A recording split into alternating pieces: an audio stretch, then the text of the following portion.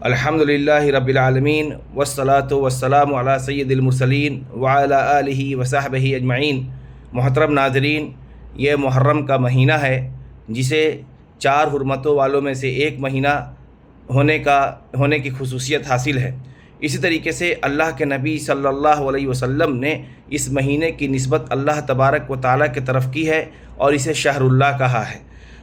حافظ ابن رجب رحمہ اللہ فرماتے ہیں کہ اس مہینے کو شہر اللہ کہنا اور نبی کریم صلی اللہ علیہ وسلم نے اللہ کی طرف اس مہینے کی نسبت کر کے اس کی اہمیت کو بتلایا ہے۔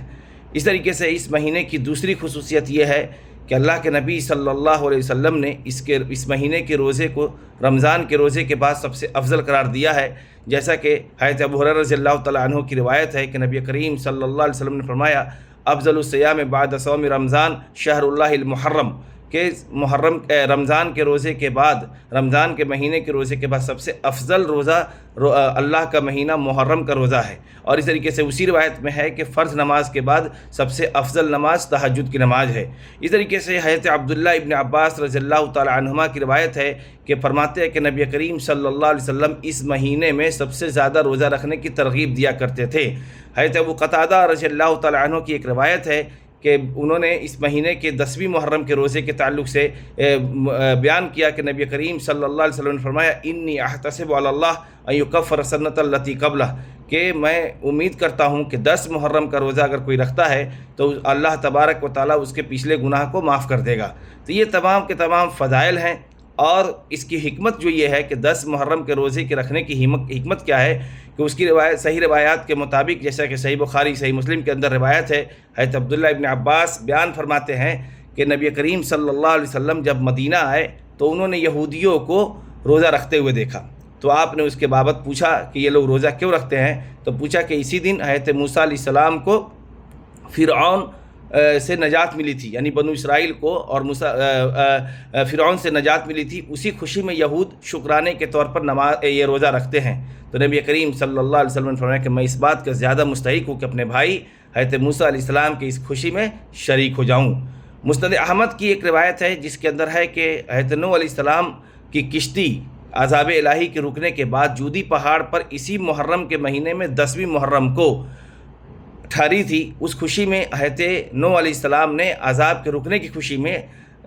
10 محرم کو روزہ رکھا تھا۔ تو یہ 2 حکمتیں ہیں۔ البتہ اس روزے کا تعلق شہادت حسین رضی اللہ تعالی عنہ سے نہیں ہے۔ یقیناً حضرت حسین رضی اللہ تعالی عنہ کی شہادت ایک مظلومانہ شہادت ہے، ایک عظیم سانحہ ہے، لیکن ہم جو روزہ رکھتے ہیں وہ نبی کریم صلی اللہ علیہ وسلم کے حکم کی پیروی میں رکھتے ہیں اور ان کی اتباع میں رکھتے ہیں، کیونکہ نبی کریم صلی اللہ علیہ وسلم نے روزہ رکھنے کا حکم دیا ہے۔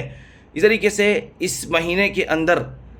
بہت ساری بدعتیں انجام دی جاتی ہیں، اس میں سے تعزیہ کھیلنا اور اس طریقے سے نوحہ کرنا، ماتم کرنا، گالوں کے اوپر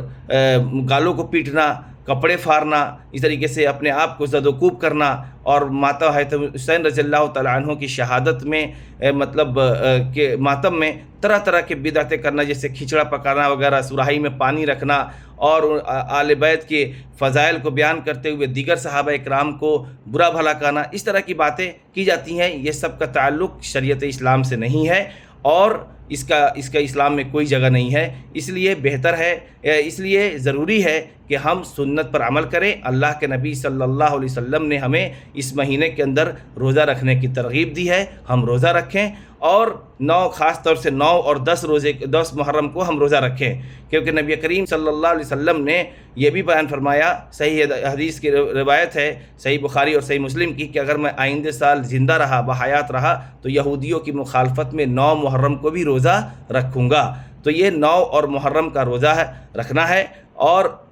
اللہ تبارک و تعالیٰ سے اپنے گناہوں کی بخشش کے لیے عبادتیں کریں، روزہ رکھیں، اور دوسری بدعتوں سے ہم سب دور رہیں۔ اور جو ماتم کے نام پر جس طریقے کا ننگا ناچ نچا جاتا ہے اور غیر اسلامی شعار کو اپنایا جاتا ہے، اللہ تبارک و تعالیٰ ہم سب کو اسے محفوظ رکھے، آمین۔ السلام علیکم ورحمۃ اللہ وبرکاتہ۔